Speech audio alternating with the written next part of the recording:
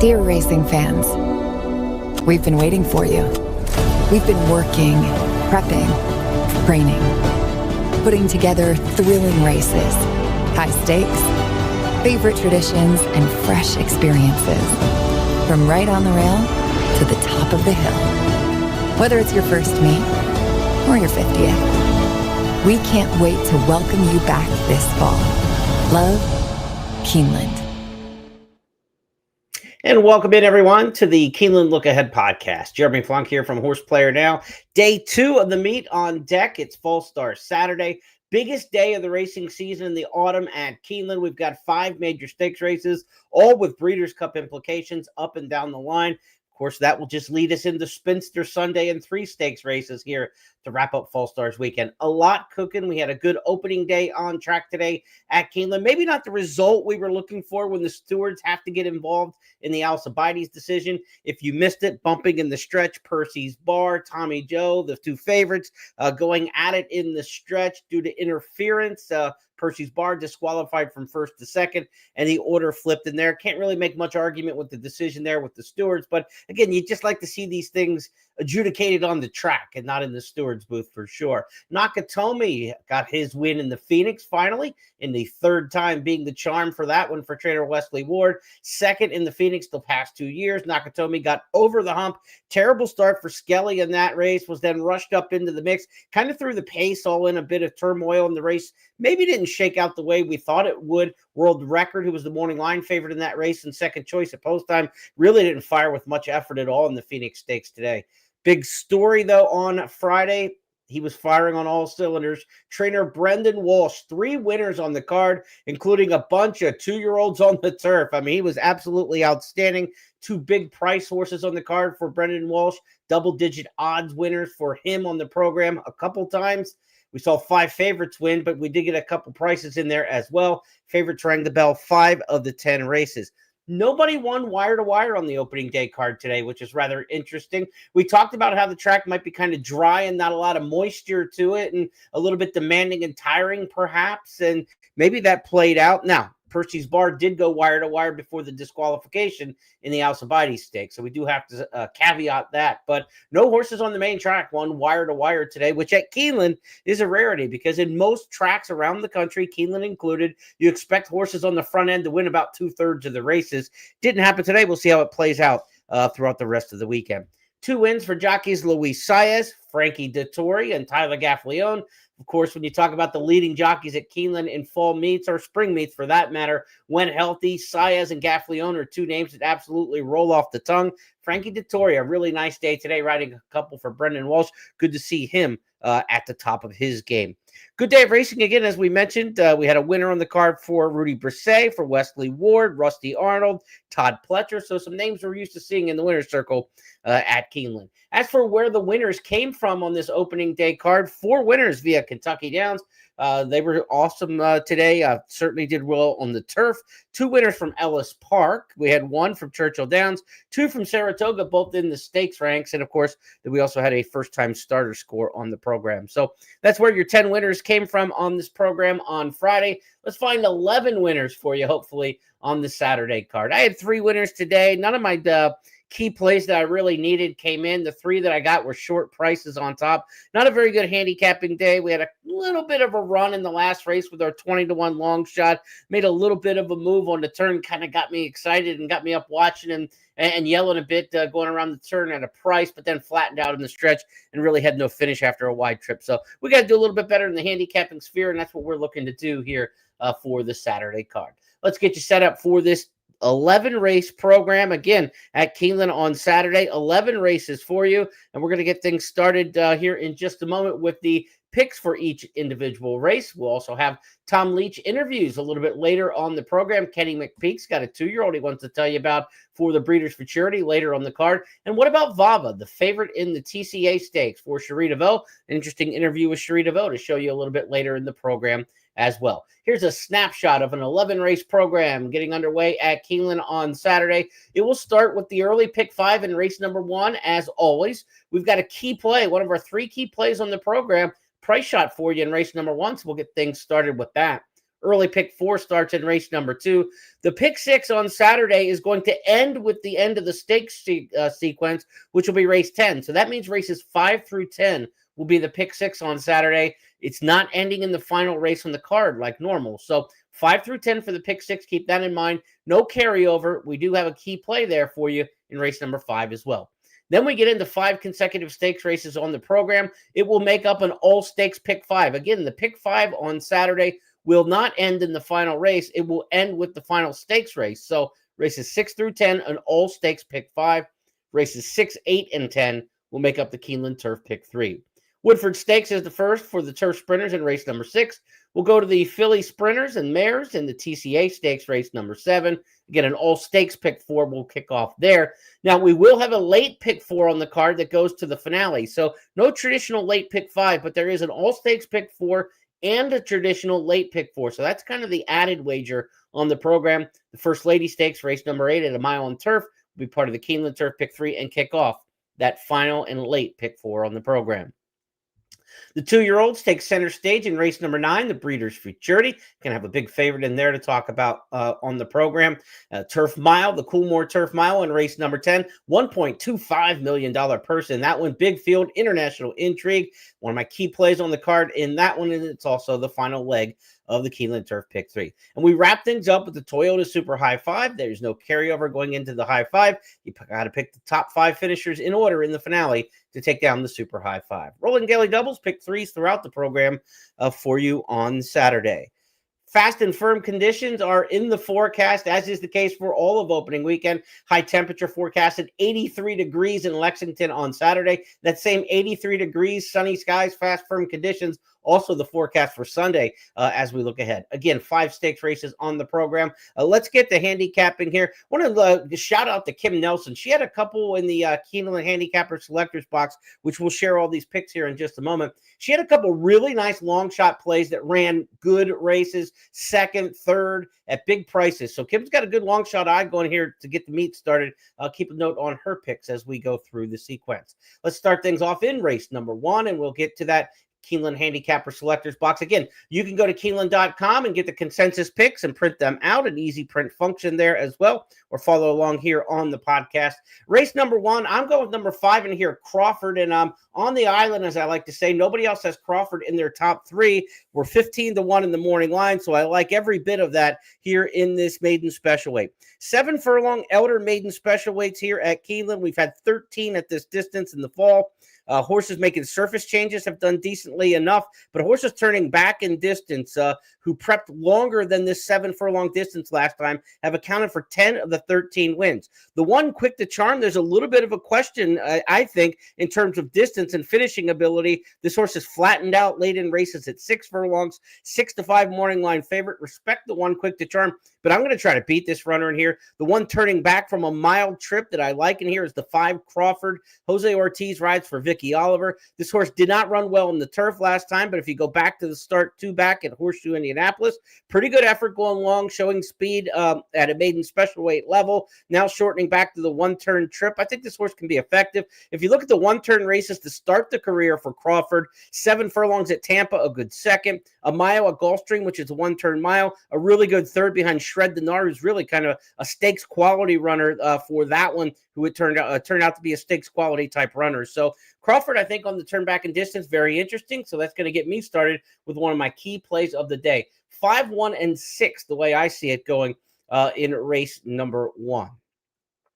Let's change gears now to race number 2 on the program. Pick 4 race starts here. Race 2 through 5 will be the early pick 4 races here at Keeneland on Saturday. 6 furlong maiden special weight here. These are the 2-year-olds, and we've had quite a few of these 2-year-old maiden special weights going 6 furlongs over the years. These are races that are really dominated by 2 places. You're looking for first-time starters, horses making their career debut, and horses from the Churchill Downs September meet have had the most success here. 27 first-time starters, 17 Churchill shippers. They've combined for 44 of the 59 wins. So that's kind of what you're looking at here. And as you go down through the running lines in these races, in this race, I think the first-time starters probably have the edge. The horses who have a little bit of experience, you have In Ordinary from Churchill Downs. Not a bad effort from that one at Churchill, but has already had 5 tries in the maiden ranks. I'm going to go to the first-time starter in here, number 2, Commandment, for trainer Brad Cox. Cox does really well with these 6-furlong 2-year-old maiden specials. He's got 6 wins in these races, more than any other trainer over the past several years. 4 of those were first-time starters like Commandment. Working very well. And when Brad won with the son of Into Mischief a couple years back in this same kind of situation, first-time starter, it was Mandaloon, an eventual horse who was placed first in the Kentucky Derby the next year. So I give Commandment the top shot in here. Irad Ortiz is going to ride 7-2 in the morning line. Commandment's going to be my top pick here in race number 2. I'm going to go to the outside for my second choice in here, number 12, Local Knowledge. Todd Pletcher's had good success in the fall in these 2-year-old maiden specials, first-time starters, and he's got a good success rate, about 6 for 18 since 2014 with these kind of horses. That's 33%. Big number there for Local Knowledge's trainer, Todd Pletcher. Again, Pletcher coming off the stakes win by DQ. He also had a horse in the other stakes race run into a lot of traffic in the Philly turf race, the Jessamine Stakes, and ended up from this outside post in the turf running a decent third. So Pletcher's horses ran fair enough, I think, on opening day, and Local Knowledge should come out running 2, 12, and 3 the way I've got it in race number 2. Midnight Rocket, the 3, is by a horse, by a sire, Practical Joke, who does really well with his offspring here at Keeneland on the main track, working very fast, but trainer Bill Mott usually doesn't get a ton out of his first-time starters, and especially here at Keeneland. He hasn't had much running here in the fall first-time starters over the years and hasn't had the success that you'd like to see to bet a first-time starter. But as far as running on the board, maybe Midnight Rocket can get a check in here. 2, 12, and 3 the way I'm going to line them up in race number 2. Commandment, top pick in here for 3 of us. Number 7, Gallivant, is the top choice in here. Trainer Ben Colebrook had a winner on opening day. He had the horse disqualified out of the stakes race on opening day. He would have had a winner, but DQ'd. Gallivant, first-time starter here under Luan Machado. Maybe Machado and Colebrook can make amends here. Top pick in here for Kim Nelson. Of course, Machado was aboard Percy's Bar, who was disqualified today from Colebrook's near victory in the Al-Sabadi Stakes. We'll move on now next to race number 3 on this 11 race card. No new wagers kick off here in races 3 or 4, but you have to get through these races to get through the early pick 4 and early pick 5. Again, that early pick 4 will start in the second, the early pick 5 in the first, and they will include races 3 and 4, but no new wagers get underway in the third and fourth. We've got non-winners of 2 lifetime 2-year-old allowance horses in here, a similar condition which we had in race number 4 today on the opening day card. In this race number 3, these allowance 2-year-olds going 6 furlongs. I'm on the 7 in here. Outfielder should be a standout favorite for trainer Wesley Ward. This horse looked absolutely outstanding on the turf. I know this race is on the main track, but the works are good. Outfielder's pedigree by Speightstown of a Medaglia d'Oro mare. The pedigree's there to be just as good on dirt probably as he was on turf, and his debut here in the spring in a turf sprint dash race for the 2-year-olds was just absolutely outstanding. They sent him to France here over the summer, ran a really good 4th in the pre-morning, and it's just a world-class international race for the 2-year-olds where this horse was only beaten 2 3/4 lengths. Blinkers come off. I think outfielder 4 to 5 will live up to the hype there. I don't look at this as a very good betting race. The 6, Oscar's Hope, 7 to 5, second choice, looks very logical in here for trainer Tom Amoss, who could be sitting on a big day. He's got some good horses in the 2-year-old ranks this year, Tom Amoss. One of them going up in New York in the Champagne. He'll have Big Dom here in the Breeders Futurity later on the card. So Amoss's 2-year-olds are firing well. Oscar's Hope certainly comes off a nice win. But to me, it looks like 7-6 in a very chalky third race on the card. I would single outfielder in here playing the multi-race wagers. We've got a price, that we can connect maybe in the first. I think Commandment and Local Knowledge, the 212, I would go 2 deep in the second. If you're looking at the multi-race wagers, I would single outfielder in this particular spot. Kim is going to flip it and go 6-7. Everybody else has kind of got this 7-6. Not a great betting race in terms of intra-race value, but if you want to try to bet this race with a field of 7 and a standout favorite, the real approach is to look at the entries and the numbers. Look, only in a 7-horse field, there's only 6 combinations for the exacta underneath the big favorite in here, and Oscar's Hope's going to be a short price too. You're probably not going to get much at all on a return on the exacta if you like outfielder. But if you want to play outfielder, look at the daily double because we got a full field coming up in race number 4 that I'll talk about in a minute. 12 entered with some also eligibles. So your number of combinations, which the losing tickets pay the winning tickets, that's how it works in pari-mutuel wagering. You want that big field in the fourth race to help your potential daily double payoff. So outfielder, if you like in race number 3, look to a daily double. Don't mess around with the exactas, the tries, the exotics intra race in race number 3. Really, even on the win end, I wouldn't be too excited to bet that horse, obviously, at 4 to 5 in the morning line, and could go lower than that.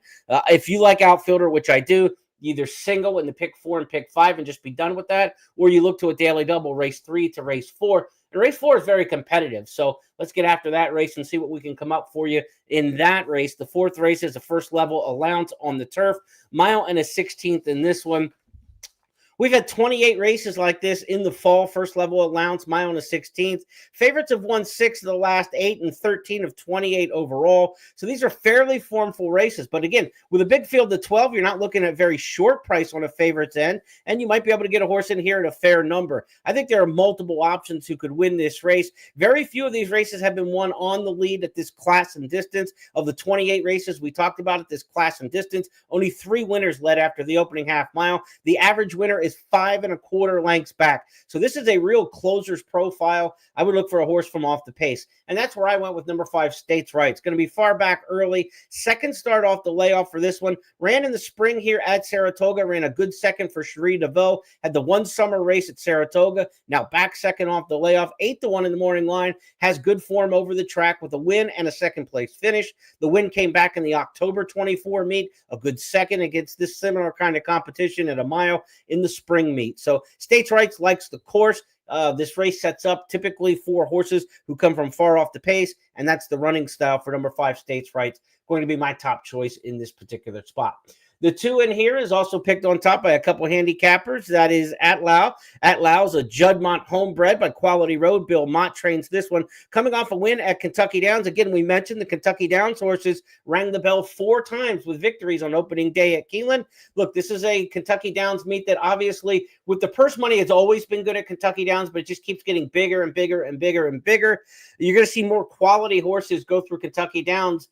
And therefore, those quality horses coming through Kentucky Downs will then be coming out to Keeneland. And I think we're getting a better class of horse coming out of Kentucky Downs probably heretofore moving forward than we have in years past. So in some of those spots where the Kentucky Downs horses have been really effective over the years, expect them to be more effective. And the horses from Kentucky Downs who haven't been effective in some spots might be on the improve and spots that you want to start looking at them. I would assume that the Kentucky Downs horses will be effective here opening weekend. It's usually later in the meet where the Kentucky Downs horses really flex their muscle. It's Saratoga turf horses early here on Fall Starts weekend, and then we get into the Kentucky Downs horses. But with the way that purse structure has flipped, and really the horsemen in Kentucky have supported the Kentucky Downs meet different than they have in years past, stronger than they have in years past. So I don't think we just lean and default to the Saratoga horses on the turf like we might have during a Fall Stars weekend in the past. I think you got to give the Kentucky Downs horses consideration for sure.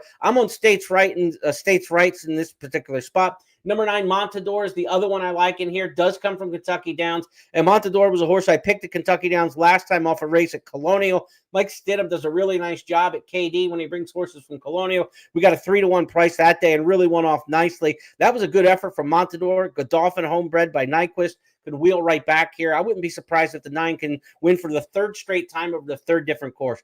5 and 9, 2 horses I definitely have a strong liking for in this particular spot. The 12 in here, favorable scenario. Second start off the layoff for Chad Brown will round out my top 3. Going to be coming from the outside or starting from the outside and coming from a bit off the pace as well. But 5 and 9 are the 2 that I really like in this particular spot, and they're going to be my key plays here for race number 4. Let's take a look at the other handicappers and see what they've got lined up for us in the 4th. Again, the 2 in here at Lau is the top choice for 2 of the 4 handicappers. Oscar's Hope, the other top, or I should say McVeigh, the other top choice in here. Another Cherie DeVoe. McVeigh hasn't run on the turf and hasn't run since December, but picked on top in here by Kim Nelson. Again, Kim had some good long shot tabs on the opening day card, so maybe give that one a little bit extra look. McVeigh always looked to be a horse when with John Sheriff's on the West Coast, looked to have some talent, was a Triple Crown prospect at one point, and I really thought the longer they went that this horse would get better.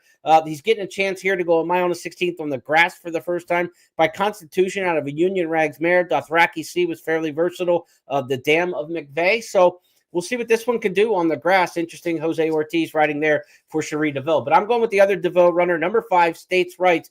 Corey Lannery will have the call there. We do lose Jose Ortiz, but by picking up Lannery, I think that'll help the price a little bit. That's my choice in race number 4. To the 5th race we go next up on the program, and this is one of my key plays on the card. Really interesting to get into this pick 6 sequence with number 8, Deer District. Going to be my top pick in here. And Deer District, I think we're going to get a really nice price on. This horse, I believe, 15-1 in the morning line.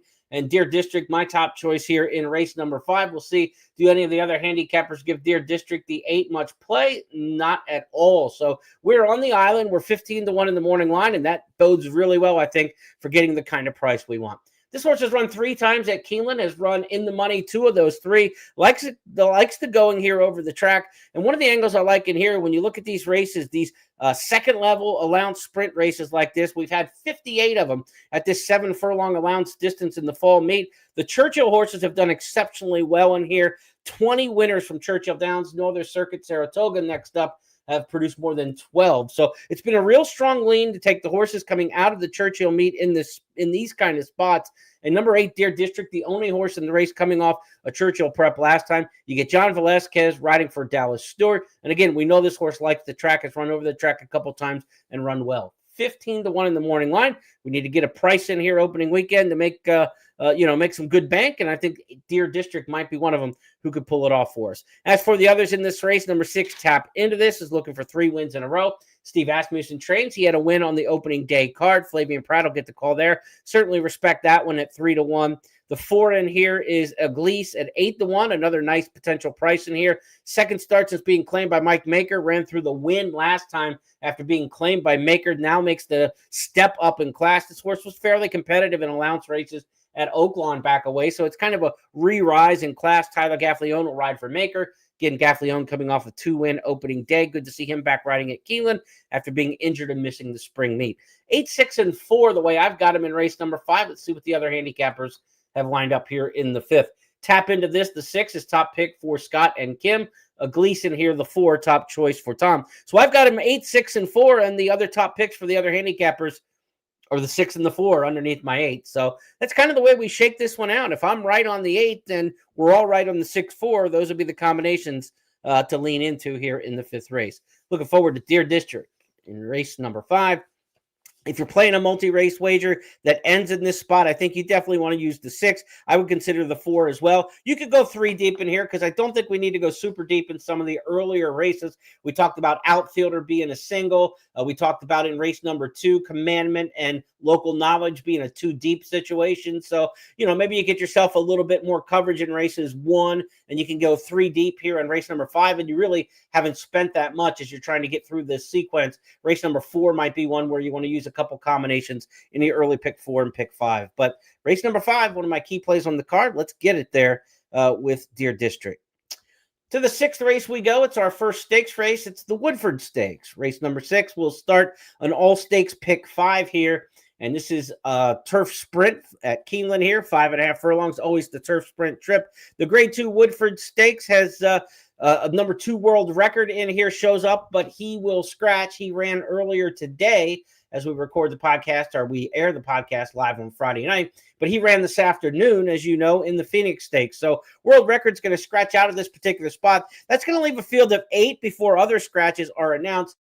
And I'm not so wound up about betting horses down on the inside when there's a big field in turf sprints. When you've got a turf sprint with 12, 13, 14 horses, down on the inside is a tough place to be for the turf sprinters statistically here at Keeneland. However, in a field of 8, and you get more breathing room, and there's just a lot easier trip to work out, I think a horse from the rail actually has an advantage. And I think Arrest Me Red is going to be very effective from the rail. In fact, if you go back and look in the past performances for Arrest Me Red, last 2 times on the rail, a win at Keeneland and a win at Kentucky Downs. So this horse can handle being down inside. I think he's going to get a beautiful trip. Wesley Ward won this race to Woodford 3 times in 2014, 2021, 2022. And he's Keeneland's top turf sprint trainer without a doubt. Luan Machado rides Arrest Me Red. That's going to be my top choice here in the Woodford stakes. Let's take a look at the other handicappers and see who they've got here in the Woodford. Doncho picked on top by Tom. Joe Shanty, the 3, picked by Scott. And the 7, Governor Sam for Kim Nelson. So we've got 8 potential runners in here after the scratch of world record. 4 of them are tabbed on top. So this is a chance, I think, where it's going to be a pretty wide open tote board, and you can get a fair price on the horse you like in here. That's one of the main reasons why we show the picks here from the Keeneland Handicapper Selectors Box, to give a little sense of, will everybody be on the same type of horses, or are these more wide open races? Doncho's an interesting runner. 2 starts back, set a world record, 59 and change for 5.5 furlongs on turf. That world record set at Ellis Park. We talked about this a little bit in last night's podcast, but I think it's worth reiterating. The Ellis Park horses did win 2 races on the program today, but I'm really looking forward to seeing how the Ellis Park horses, who have loved that turf course at Ellis Park, run here at Keeneland during this fall meet, because it is warm and it is dry, and that's a firmer turf course at Keeneland in the fall here than what we're used to seeing. And I think the Ellis Park horses, because the Ellis Park turf course is very firm, very short crop turf course, and horses just kind of skip over it. If you have a dirt horse that wants to try turf, Ellis is a great place to do it. And that's what they did with Doncho. And, in just the second time he ran on the turf, he set a world record there. His first start, Doncho, at Keeneland on the turf wasn't so great when he ran an allowance company back here in April. But again, that turf had a lot more give in it than it does right now. And I'm wondering, with a firmer turf, if Doncho is going to run better on this course at Keeneland in the fall than he did back in the spring. Be very curious. He took his form to Colonial Downs, another firm turf course on the East Coast in the dead of summer, and ran a good race and won last time out in the DeHaas Stakes. Doncho, interesting. I don't know what he's going to do in here. I know where he's going. He's going to the front. I don't know what he's going to do in terms of the footing and handling it, because he didn't run that well here the last time he was in the spring. But I do think he's going to like it better this time. That would be, my inclination is he'll run better here. I've got him picked 3rd in here. Kadeem, the Irish closer, coming off the race in the turf sprint at Kentucky Downs for Frankie Dettori. I think you've got to respect that. Charlie Hill's trainee. Kadeem is going to be coming at the end of the race here for sure. Going to be far back early. But give me a Rest Me Red on top. Again, 4 different handicappers, 4 different horses picked on top. This is a good betting race where you want to get some coverage. 1, 8, and 5. I do fear Doncho, because if Doncho's form is raging, if this horse takes to the footing, I think he can be really effective in here. He's just going to the lead. And again, with a field of 8 in a turf sprint, you've got a much better chance of wiring the field than you do in a big field of 12, 13, 14. When there's going to be more horses taking a shot at you, more traffic, more horses to clear and cross over. It's going to be a much easier trip for all these horses, so may the best horse win. I'm hoping in that case for me is a Rest Me Red, working out the trip from the inside like he's done before from the inside in these turf sprints. That's my pick in race number 6. We'll go with a Rest Me Red. Next up, the 7th race on the card is the TCA Stakes, the Thoroughbred Club of America. Once upon a time, this was the most important race of all leading into the Breeders' Cup Filly and Mare Sprint. It's kind of got off the rails a little bit somewhat in more recent years and not been quite as effective as a prep towards the Breeders' Cup. We'll see if any of these fillies can make their way out to Del Mar in the Breeders' Cup Filly and Mare Sprint in with a big chance to win. Zeitlos won this race last year. Vava's a horse who's favored in the morning line to get it done this year. But neither one of those horses are in their absolute peak form. And that's kind of the story with several of these in here. You also have some 3-year-olds taking on older horses, like Long Neck Paula. She's never run against older horses before, and she's lost 4 in a row, yet she's 7-2 in the morning line. Praying is a 3-year-old filly taking on elders for the first time. She won the Prioress Stakes last time. She was 2nd in the Myrtlewood last year here over the track at Keeneland. We know she'll like the track, but can she handle it against older horses? Praying, a 3-year-old filly taking on elders. So I kind of look at this race of some of the main players are out of form. Some of the other main players are 3-year-olds against elders. I don't really like anybody, and I'll just be honest. So I defaulted to Taxed. Taxed is 20-1 in the morning line and never runs a bad race. She was a longer distance filly earlier in her career. She's now age 5. I mean, she went along and she ran in races like the Black Eyed Susan and was considered a 2-turn 3-year-old filly back in her day. She shortened up and run sprint races a couple times this winter, spring at Oaklawn and ran pretty darn good, flying from off the pace. She came back last time in the Open Mind Stakes at Churchill, had a troubled trip in that one over 6.5 furlongs. She's going to need some help to catch up at 6 furlongs. You need pace in these races typically. She's going to be coming from out of it, but that just don't like the others. That's where I'm at. And if I've got a whole race where I'm trying to shake them up and come up with one of them, I want to try to find a price in here. So I'm going to take my shot with Taxed. As for those 3-year-olds, I think Praying is the best of the 3-year-olds. She's a filly by Vacoma, and Vacoma's run extremely well over the track here. Praying ran a good second in the Myrtlewood, as we mentioned earlier, so she's going to like the footing. But no 3-year-old has won the TCA since 2011. That's been 14 years now to beat the older horses. Tough race. I really don't have a strong opinion. Let's see what the other handicappers have in terms of the selectors box here in race number 7. Again, I'm going to take Taxed on top and take my shot. She always runs her race. She's always in the top 4. I mean, you can just look down the line. She rarely misfires at all. I don't know if she can win, but if she runs second in here at 20-1 in the morning line, she could be a very valuable horse. Under Zeitlos, under Vava. You could bet Taxed to win. You could play some exacta boxes, 1-7 and 1-5, and maybe still make a nice score, even if she can't pull this off. Zeitlos, top choice in here for Tom and Kim. She's trying to win this race again for the second year in a row. Vava, top pick in here for Scott Hazelton. Now, we mentioned Vava's trainer, Cherie DeVoe, earlier this week, was interviewed by Tom Leach, the voice of the Wildcats, and one of our handicappers here on the Handicapper Selectors box. Here's what Tom and Cherie discussed about Vava cutting back to 6 furlongs. And then Vava in the TCA stakes, 3 works, I think, since her last race. How has she progressed through those? She's been doing well. She's kept her form. We're going to cut back in short distance. She hasn't run in quite some time, and she's been 7 furlong specialist. So, she has shown speed in her last 2 races back in the Chicago, so she's going to have to show that again in this race to be effective, but definitely within her wheelhouse. Were you looking to cut her back, or is that just how this race came up on the schedule? Just the race on the schedule, instead of shipping her to New York for something like the Gallant Bloom.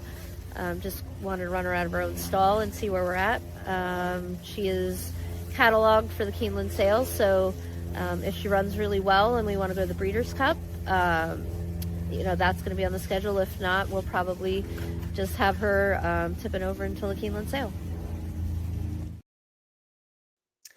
So when you listen to trainer interviews, sometimes you're taking everything at face value, and sometimes you're trying to read the tea leaves. And as we handicap the TCA stakes in the beginning leg of the All Stakes Pick 4, what did you hear in that interview? I kind of heard the sale in November, the Keeneland sale in November, came up first before the Breeders' Cup. And I don't know that that's necessarily what I want to hear coming into this TCA stakes, right? That if she's kind of finished with her racing career, they'll go ahead and send her to the breeding shed. If she runs well and happens to run a great race here, then she would go to the Breeders' Cup. Not, we think she's going to run well and go to the Breeders' Cup and then come back here for the sale. It's kind of like, well, we're already here at Keeneland. The sale's coming up. Why ship out of town? I got a little bit of cold feet listening to that interview and trying to read the tea leaves of whether or not Vava is going to be at her absolute best for this race. Let's find out. 6 furlong TCA stakes coming up, race number 7. Again, I'm on Tax. I don't have a strong opinion on Tax. That's why, like you say, well, why isn't this one of your key plays of the day? This is a 20-1 morning line shot. Again, because it's almost the default. I know she's going to run pretty good. She's got to run top 2, 3, 4. She just almost always does in this 7-horse field. Can the race just kind of come all the way back to her? Can some of the others not fire? Can some of the 3-year-olds not be up to the test against the older horses? If that's the case, then Tax at 20-1 looks great. If Tax happens to be 6, 7-1 in this race at post time, I want nothing to do with Tax at 6-1 in the top spot of winning the race. Certainly, she's very usable running second or third if you're playing any sort of exotics. But again, Tax at the right price, 14, 15-1 and up. The 20-1 morning line's absolutely juicy. But I'd say you got to get somewhere 14, 15-1 in that area in order to get after her and make a bet with any kind of conviction. It's kind of a stretch. We'll see how it shakes out in race number 7. Next up is the 8th race on the card. It is the First Lady Stakes. Let's get a look at the field for the First Lady. 16 have entered, 12 can run. So we've got 4 also eligibles in this race. And one of the also eligibles, number 13, Special One, is morning line favorite in here from Nick Tamaro, the odds maker at Keeneland. So if the morning line favorite doesn't draw into the field, obviously the prices on the others are, going to be fairly juicy in this race and wide open. I'm going to the one in here, Choicia. This is a filly who won this spring in the Jenny Wiley Stakes here at Keeneland. We know she likes the course. She got up that day over a mile and a 16th after stalking the pace.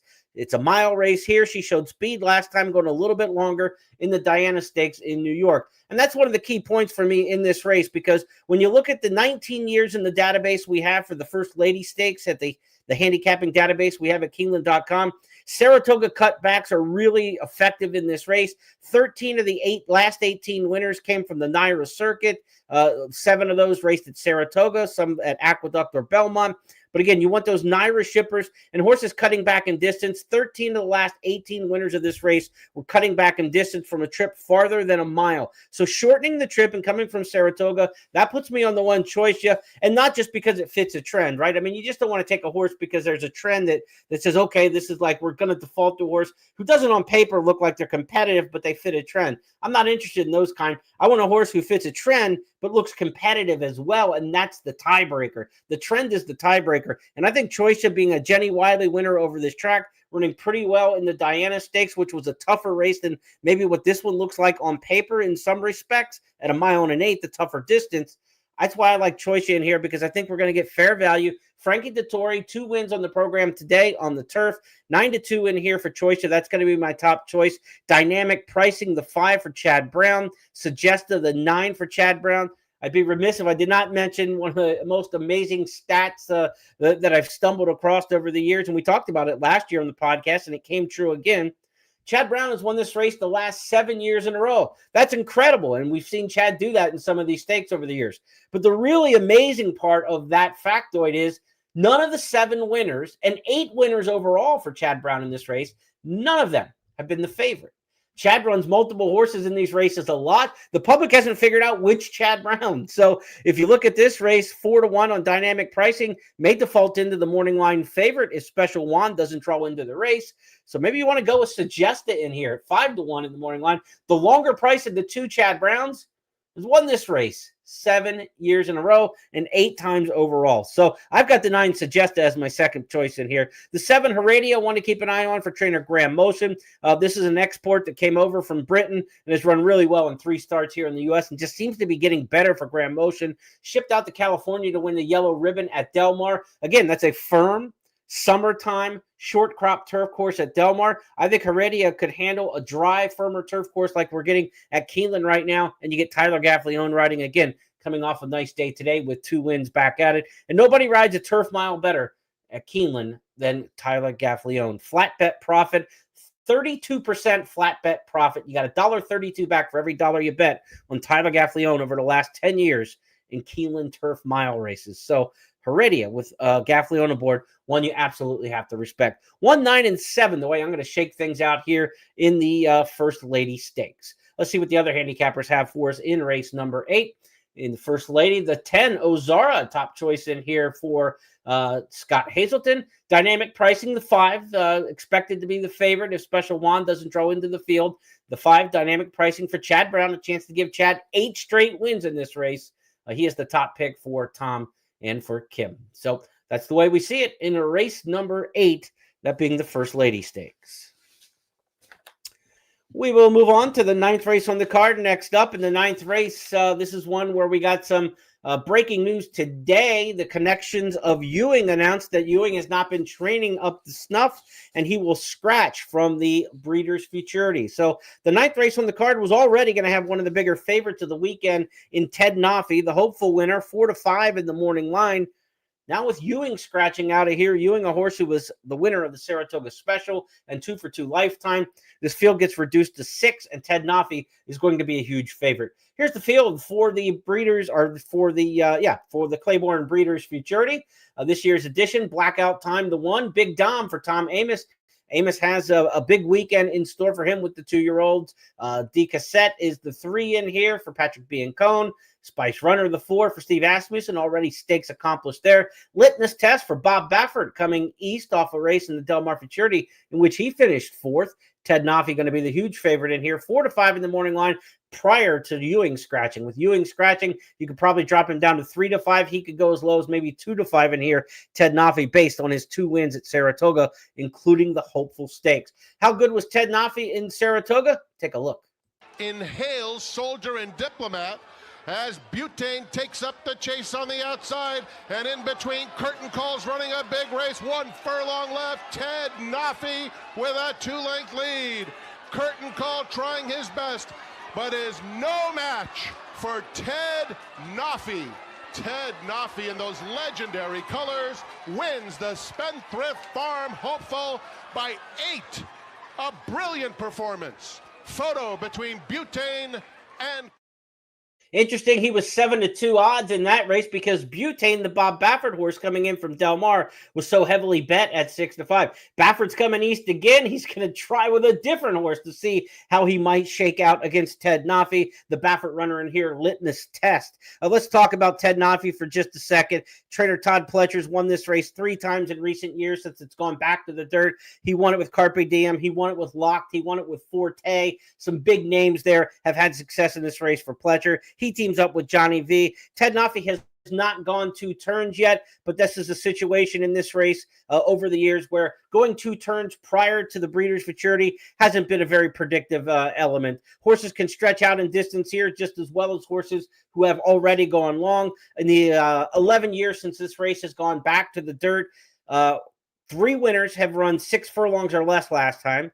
4 of the winners come out of a 7 furlong race like Ted Nafi does. 3 of the winners went a mile, and then also 1 winner went a mile and a 16th. So 7 of the 11 went from 1 turn to 2. In fact, 10 of the 11, because the 1 mile races were all coming out of 1 turn miles. So it's stretching out around 2 turns for the first time isn't that big of a deal in this race. Historically, the good horses handle it, and I would expect that Ted Nafi is able to do so. Litmus Test is going to be my second choice in here. Again, the Baffert trainee. Coming out of the race at Del Mar in the Del Mar Futurity when Brandt, I think Brandt cost like $3.5 million for Baffert. He won that race all out against Desert Gate. We're going to see Desert Gate for Baffert back later in the day. Not sure the timing of the post times on those races, but he is running on Saturday in the American Pharoah Stakes in Southern California. So you might be able to get a little judgment on Litmus Test on how Desert Gate runs, or you could get a judgment on Desert Gate at Santa Anita on how Litmus Test does. I should have checked the post times of those two before. I know they're moving that race up earlier in the card at Santa Anita. You would expect this race at Keeneland to go first of the two, but again, it's a earlier post time for that start for that race at Santa Anita in the American Pharoah. So Ted Nafi, certainly a horse in here that you've got to beat. Litmus Test won because he's by Nyquist. I think he's going to love the track here at Keeneland. Of course, Nyquist won a Breeders' Cup Juvenile over this track, and his offspring get a tremendous percentage, over 20% winners for those Nyquist runners running here at Keeneland. So I've got it 6-5 in here. I know Blackout Time is a horse a lot of folks have been talking about. Certainly Kenny McPeek, the trainer, is very high on this one. He had Rattle and Roll win this race back in 2021. McPeek knows how to win these 2-year-old races at Keeneland. Off a 9-length win at Ellis Park last time. Tom Leach talked to him a little bit earlier about this runner, and Kenny McPeek, he's often bullish. I mean, we'll say that first off. You know, Kenny's never been afraid to tout one of his horses, but he's touting this one pretty good too. Blackout Time. Last race, was that something that you saw coming? That was pretty incredible. We did. Yeah, this horse, Brian Hernandez quoted, he said it might be the best young horse he's ever set on for me. So that's saying quite a bit. So Brian was really excited about riding that horse. Right now we're sorting through riders. We're still wide open on who's going to ride him, and we've put some feelers out there, but there are a lot of, that's going to be a top race for fans out there that need to watch the Futurity, because that's going to be some of the best horses we've seen ever in that race. What makes Blackout Time special? Just long strided, great mind, has the body of a 4-year-old and the mind of a 7-year-old. Pretty amazing colt. And lastly, we'll see. I mean, that's a lot to live up and a lot of talk. But as he mentioned, this is one of the better fields, at least at the top. I don't know about the depth of this field being one of the great fields that have been through the Breeders' Futurity over the years. But certainly Ted Nafi looks like to be a really, really strong 2-year-old. Big Dom, a horse who won at First Asking at Saratoga for Tom Amos. He ran really well, 109 and change in his first career start at the Spa. This is a good top-end race. I don't know if it's one of the best fields that have ever been in this race. Iroquois Stakes winner from Churchill Spice Runners is by Gun Runner, of course, and Gun Runner sired Locke to win this race. So there is some depth to it, but there's only 6 of them. But when you look at the names, it's Pletcher, it's Cassie, it's Baffert. I mean, Asmussen, you got a lot of Hall of Famers in there. Patrick Biancone, Tom Amos, and Kenny McPeak. There are no slugs in this race. It's a good addition, a very good addition to the Breeders Futurity. I don't know if it's one of the all-time greats. I have to put a little more thought into it for that. But Ted Noffey, litmus test, blackout time, Spice Runner, a good competitive deep field to here in the Breeders Futurity. How about the other handicappers? Let's get some of their thoughts in here. You've heard what I think about the race. As for the other handicappers in here, I think it's a clean sweep for Ted Noffey. It is all the way across. As for who will run second in here, blackout time for the guys, Scott and Tom, and Kim is going with Big Dom as the runner-up in here. I'm going to take my shot with Litmus Test, the son of Nyquist. That's a look at race number 9 on the program, that being the Claiborne Breeders Futurity. Next up, the featured $1.25 million Coolmore Turf Mile on the turf course, of course, and a prep for the Breeders' Cup Mile, as we know, and we've got a really good field in this one. International intrigue up and down the line. You got the 4 Diego Velasquez as the morning line favorite. Last time out in France won the Prix Jacques Lemoyne, one of the top races in Europe for any miler. He beat Notable Speech in that race on the square in a tight duel down the stretch. That runner, Notable Speech for Godolphin, was third in last year's Breeders' Cup Mile, you may remember, and just a couple weeks ago came back not stateside, but to North America to win the Woodbine Mile handily. So he's coming off a good race, Diego Velasquez. Frankie Dettori, off to a good start at the meet, will ride the son of Franco. Diego Velasquez, trained by Aidan O'Brien, who in 2002 brought Landseer here to win this same turf mile race. He brought Aussie Rules here in 2006 to do it. He'll try to do it now in a new decade. Diego Velasquez is my top choice in the Coolmore Turf Mile. There are other international horses in here of repute. John Quill on the outside, a 3-year-old, and the other one is Wood Shauna, another 3-year-old. The one thing I like about look at the rider assignments in this race. Diego Velasquez, Frankie Dettori. Wood Shauna, Tyler Gaffleone. John Quill on the outside, Dylan Davis. 3 international runners, but they're keeping domestically based jockeys. We know Frankie, obviously, an Italian rider, but domestically based riders who have experience here. And I like when a high-quality horse comes into a circuit and they pair up with the local jockey who's had success over the track or the turf course. In this case, I think that's a great pairing. We like our American riders. I'm not necessarily happy about the rides we get a lot of times when the international jockeys come over. It's just a different ball game on our ovals and the way the races and the paces shake out. I love to have the American-based jockeys on the horses with the European talent. And that's why this is one of my key plays of the day. I'm just leaning on these 3 Europeans in here, no matter how talented I think that the Americans are. And there's some pretty decent American horses in this race. I just think the Europeans teamed up with these American jockeys are just going to be exceptional in here. And I trust Diego Velasquez the most of the 3. And even though he's the favorite, I don't think he's going to be a short-priced favorite in here because there's some other options that the public, I think, will go to. That's my top pick. I'm going Diego Velasquez in here, and I'm going to use the 2 international runners underneath them, that being John Quill and Wood Shauna.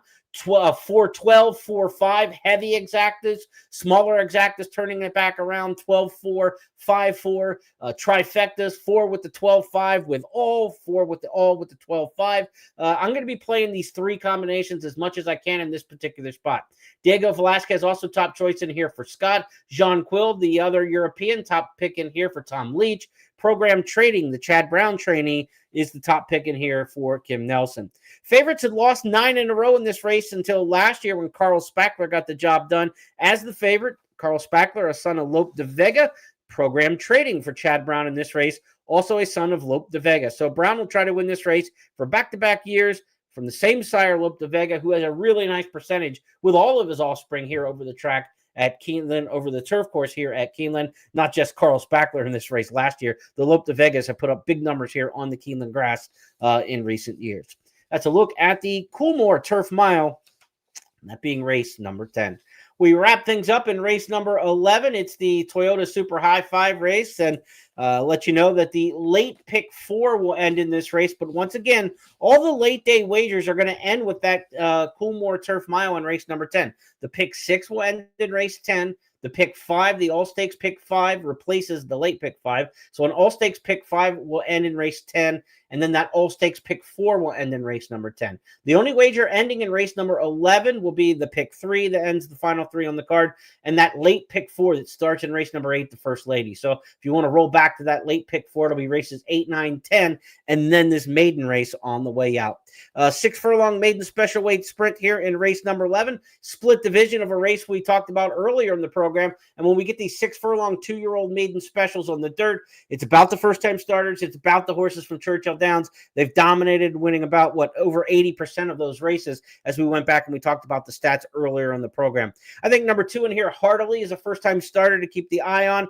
This is a horse who brought $375,000 in April at the 2-year-old sales. That means you're kind of a ready-made product because the Siren here, Complexity, doesn't get a lot of $375,000 runners just off of pedigree. Wesley Ward trains, bullet workouts coming into it. John Velasquez aboard. Inside speeding here and out of post number 2. I'm going Heartily in the nightcap here, race number 11. As for the other handicappers across the way, Heartily also top choice in here for Kim and Scott. Looks like we're going to be fairly solidly favored with this particular runner. 3-1 in the morning line, may go lower than that the way we're all seeming to be jumping on board. Number 11, Liberty Violence, is Tom's top choice in here. Liberty Valance, I should say, for Tom, trained by Brendan Walsh. Again, Walsh had a big day today at Keeneland, winning 3. That first-time starter, Liberty Valance, could be a nice price play for Tom in here. I've got it 2, 7, and 8 to wrap things up. 40 is my second choice in here. Also a first-time starter, Cherie DeVoe trains. Cherie doesn't get a lot of winners with first-time starters, but this one's working well. A $450,000 son of Game Winner. Another one where it's a $20,000 sire, but this one brought $450,000 and bred the sprint on the dam side. Fortius is probably fast. I don't know how fit he'll be in the first career start, but I'll give him a shot on the underneath. Heartily, the one I trust most, though, in here. John Velasquez, Wesley Ward teaming up in the nightcap. That's going to wrap things up for us here on the podcast as we go through all 11 races on the Saturday program. Hope you enjoyed. Be sure to join me tomorrow for a quick update in the morning after scratches and changes are announced on the X feed at Keeneland Racing and at Horse Player Now. I'll give you an updated set of my picks and final thoughts going into the program for the 11 race card on Saturday. And then I'll be back tomorrow night, Saturday night, for the Keeneland Look Ahead podcast. Again, we will be teaming up to look at the Sunday card, which includes the Spinster Stakes, the Bourbon, and I believe the Indian Summer is the third stakes race on the Sunday docket. So be sure to join me again, 8:30 Eastern tomorrow night as we preview the Sunday card.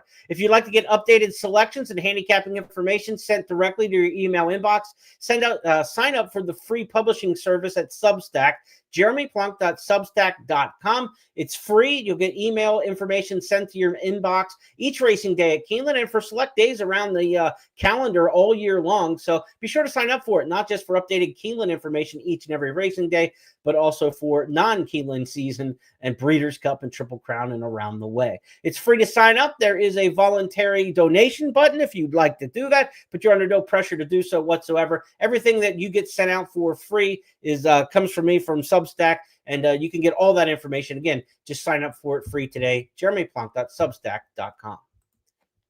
That'll wrap up the podcast. Have a great night, everybody, and we'll see you tomorrow.